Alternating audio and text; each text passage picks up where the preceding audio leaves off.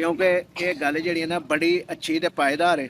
वो गल ये वे कि ਜਿਹੜਾ ਬੰਦਾ ਰਿਜ਼ਕ ਇੱਕ ਹਲਾਲ ਕਮਾਉਂਦਾ ਹੈ ਤੇ ਨਾਲ ਬੰਦਿਆਂ ਨੂੰ ਗੱਲਾਂ ਵੀ ਕਰੇ, ਬੰਦਿਆਂ ਦੇ ਨਾਲ ਤੰਜ਼ੋ ਮਜ਼ਾਹ ਵੀ ਕਰੇ ਔਰ ਸਾਨ ਝਾੜੇ ਔਰ ਗਰੂਰ ਤਕੱਬਰ ਦਾ ਇਜ਼ਹਾਰ ਕਰੇ, ਐਸੇ ਬੰਦਿਆਂ ਕੋਲੋਂ ਪਰਹੇਜ਼ ਵੀ ਕਰਨੀ ਚਾਹੀਦੀ ਹੈ।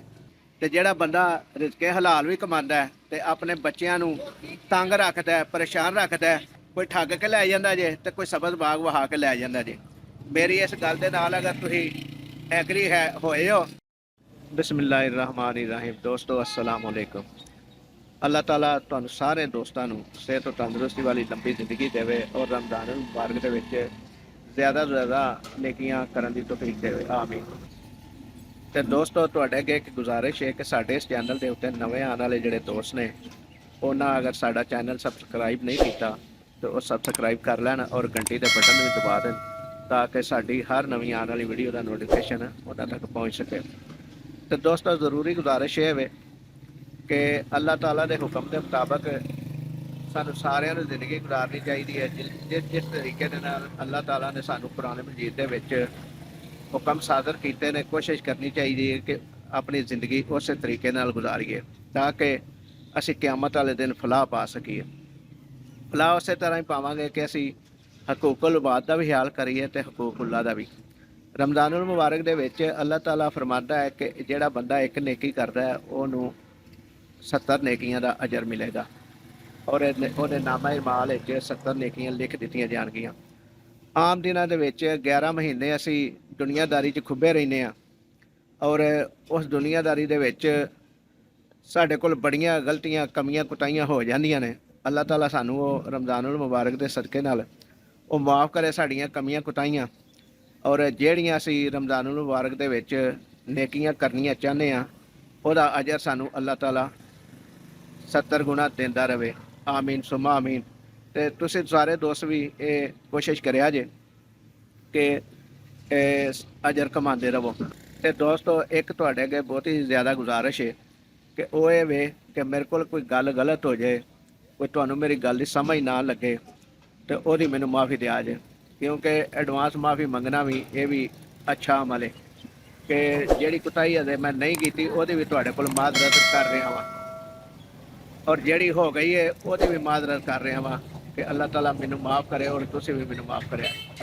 तो दोस्तों रोज़ाना की तरह जिहड़ा तुहानूं असीं एक पैगाम देने अजर कमान का, वो पैगाम ये देने कि रोज़ेदारां की खिदमत करके भी अजर कमाया जा सकता है। तो असी जामिया मुजद्दिया लसानिया रिजविया अताउल उलूम पीरकोट रोड दखड़ दे विच रोज़ाना अफतारी का अहतमाम करने वो सिलसिले दे विच असी अज जिहड़ा अहतमाम किया है वो तुहानूं दसने हैं। वेखो मसाला भुज रहा अज असी चिकन ते सब्जियां वाले सालन पका रहे हैं जिहदा नाल देसी आटे दीयां रोटियां होणगियां और रोज़ेदारां दे अफतारी करावांगे अज।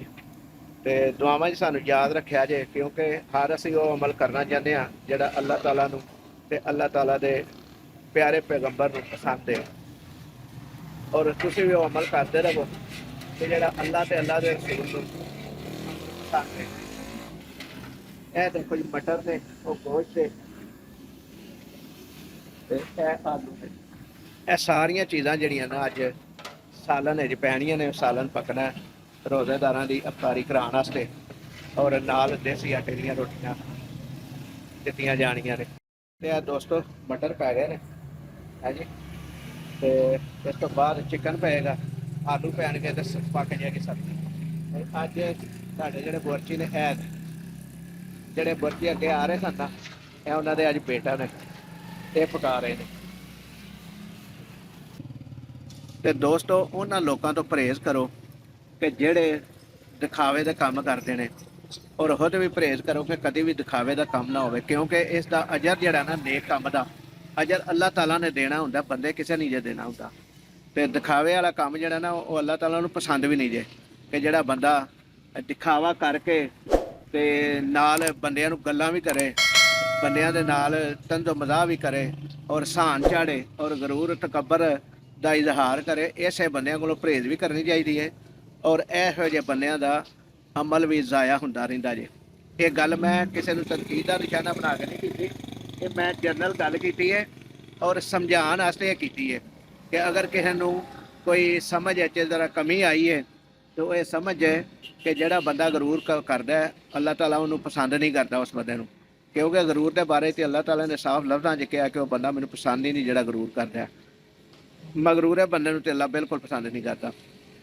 ਰਮਜ਼ਾਨ ਸ਼ਰੀਫ ਦੇ ਵਿੱਚ ਨੇਕੀਆਂ ਕਮਾਉਣ ਵਾਸਤੇ ਹਰ ਵਕਤ ਅੱਲਾਹ ਤਾਲਾ ਦੀ ਯਾਦ ਵਿੱਚ ਸਰਬ ਸਜੂਦ ਹੁੰਦਿਆਂ ਰਹਿਣਾ ਚਾਹੀਦਾ, ਨਮਾਜ਼ ਪੜ੍ਹਦੇ ਰਹਿਣਾ ਚਾਹੀਦਾ, ਤਲਾਵਤ ਕਰਨੀ ਚਾਹੀਦੀ ਕੁਰਾਨ ਮਜੀਦ ਦੀ, ਔਰ ਕੋਸ਼ਿਸ਼ ਕਰਨੀ ਚਾਹੀਦੀ ਹੈ ਕਿ ਨੇਕ ਕੰਮ ਕਰੀਏ। ਇੱਕ ਦੋਸਤੋ ਗੱਲ ਯਾਦ ਆ ਗਈ, ਗੱਲ ਕਰਦਿਆਂ ਕਰਦਿਆਂ ਉਹ ਤੁਹਾਡੇ ਨਾਲ ਸ਼ੇਅਰ ਕਰਨੀ ਹੈ, ਕਿਉਂਕਿ ਇਹ ਗੱਲ ਜਿਹੜੀ ਹੈ ਨਾ ਬੜੀ ਅੱਛੀ ਤੇ ਪਾਇਦਾਰ ਹੈ। ਉਹ ਗੱਲ ਇਹ ਵੇ ਕਿ ਜਿਹੜਾ ਬੰਦਾ ਰਿਜ਼ਕ ਇੱਕ ਹਲਾਲ ਕਮਾਉਂਦਾ ਹੈ ਔਰ ਉਹ ਰਿਜ਼ਕ ਹਲਾਲ ਆਪਣੇ ਬੱਚਿਆਂ ਦੇ ਉੱਤੇ, ਆਪਣੇ ਘਰਦਿਆਂ ਦੇ ਉੱਤੇ ਖੁਸ਼ ਹੋ ਕੇ ਜਿਹੜਾ ਬੰਦਾ ਲਾਉਂਦਾ ਹੈ, ਉਹਦੇ ਰਿਜ਼ਕ 'ਚ ਕਮੀ ਨਹੀਂ ਜੀ ਆਉਂਦੀ। ਤੇ ਜਿਹੜਾ ਬੰਦਾ ਰਿਜ਼ਕ ਹਲਾਲ ਵੀ ਕਮਾਉਂਦਾ ਹੈ ਤੇ ਆਪਣੇ ਬੱਚਿਆਂ ਨੂੰ ਤੰਗ ਰੱਖਦਾ ਹੈ, ਪਰੇਸ਼ਾਨ ਰੱਖਦਾ ਹੈ, ਉਹਦਾ ਰਿਜ਼ਕ ਕਮਾਏ ਆ, ਉਹਦੀ ਦੌਲਤ ਕਮਾਈ ਹੋਈ ਲੋਕੀ ਖਾ ਜਾਂਦੇ ਨੇ। ਕੋਈ ਠੱਗ ਕੇ ਲੈ ਜਾਂਦਾ ਜੇ ਤੇ ਕੋਈ ਸਬਜ਼ ਬਾਗ ਵਹਾ ਕੇ ਲੈ ਜਾਂਦਾ ਜੇ। ਮੇਰੀ ਇਸ ਗੱਲ ਦੇ ਨਾਲ ਅਗਰ ਤੁਸੀਂ ਐਗਰੀ ਹੋਏ ਹੋ ਤੇ ਕਮੈਂਟ ਸੈਕਸ਼ਨ ਵਿੱਚ ਇੱਕ ਕਮੈਂਟ ਲਾਜ਼ਮੀ ਕਰਿਆ ਜੇ ਔਰ ਆਪਣੀ ਰਾਏ ਦਾ ਇਜ਼ਹਾਰ ਵੀ ਜ਼ਰੂਰ ਕਰਿਆ ਜੇ। ਇਸ ਵੀਡੀਓ ਨੂੰ ਲਾਈਕ ਕਰਿਆ ਜੇ, ਸ਼ੇਅਰ ਕਰਿਆ ਜੇ ਤੇ ਚੈਨਲ ਨੂੰ ਸਬਸਕ੍ਰਾਈਬ ਕਰਿਆ ਜੇ। ਅੱਲਾਹ ਤਾਲਾ ਸਾਨੂੰ ਤੇ ਤੁਹਾਨੂੰ ਅਮਲ ਦੀ ਤੌਫੀਕ ਦੇਵੇ। ਜਿਉਂਦੇ ਰਹੋ, ਵਸਦੇ ਰਹੋ, ਰੱਬ ਰਾਖਾ। ਤੇ ਇਸ ਤੋਂ ਬਾਅਦ ਤੁਹਾਨੂੰ ਕੋਸ਼ਿਸ਼ ਕਰਾਂਗੇ ਕਿ ਰੋਜ਼ੇਦਾਰਾਂ ਦੀ ਜਿਸ ਤਰ੍ਹਾਂ ਖਿਦਮਤ ਕਰਦੇ ਆ ਉਹ ਵੀ ਥੋੜੇ ਜਿਹੇ ਦਿਖਾ ਦਈਏ। ਅੱਲਾਹ ਦੀ ਕਿਰਪਾ।